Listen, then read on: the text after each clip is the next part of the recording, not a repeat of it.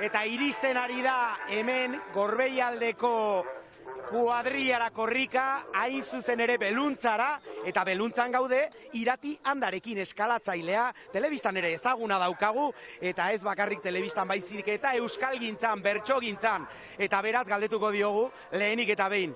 Egunon, Irati, zer moduz? Egunon, oso ondo. Ongi, zirrara, zer emozio? Bai, bueno, korrikan beti emozio handia. Ez dakit, dauka zera berezi bat, kutsatzen zaituena. Eta zuretzako euskalgintzan hainbeste lan egin duen persona batendako, beti buru belarri, bertsotik eta herri mugimendutik ere, esan beharra dago, zer da korrika zuretzako? Korrikan ikustu dela beharrezkoa, motibagarria, euskaran aldeko festa bat, batez ere, eta gero juliganismo puntu batekin, ez? Eta horrez da, auspotzen gara, indartzen gara, batzutan ematen du pixka galduta gabiltzala euskararekin galdua dugula borroka hori, ez? Eta korrikak ematen duelako txute bat, motivazio txute bat. Bai. Irati, eta Araban korrika pasatzeak zer suposatzen du zuretzako bereziki? Araba euskalduna dela, ematen du topiko bat, baina batzutan ez dakizetik sentsazioa da astu itez aigula, ez? Araba euskalduna dela, Araban euskeraz egiten dela, ondo, txarto, danetik, baina korrika hemendik pasa behar da, baiala, bai, noski. Eta orain, Arro herri, hori da urtengo korrikaren leloa, Iratian da, zerekin dago Arro euskerari begiratuz? Nire amatxorekin.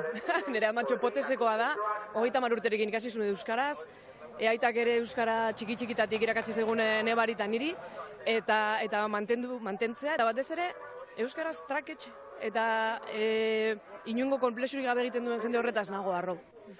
Arro gaudelako, oraintxe bertan kilometro bat egingo dugu, prest gaude ze korrika badator, Irati, barruragoaz, berotu dut pixka bat, berotu, ez dakit ongi, zuk joga egiten duzu, eta badakizu nola egiten den, nik ez dakit.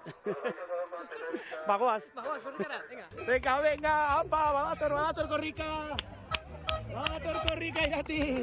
Apa, Manu! Venga, apa, Hola. Segi. Hola.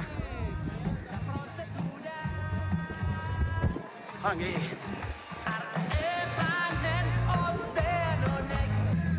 Hala hemen, Irati. Apa, Irati. Hau, pai. Agur. Segi. Agur.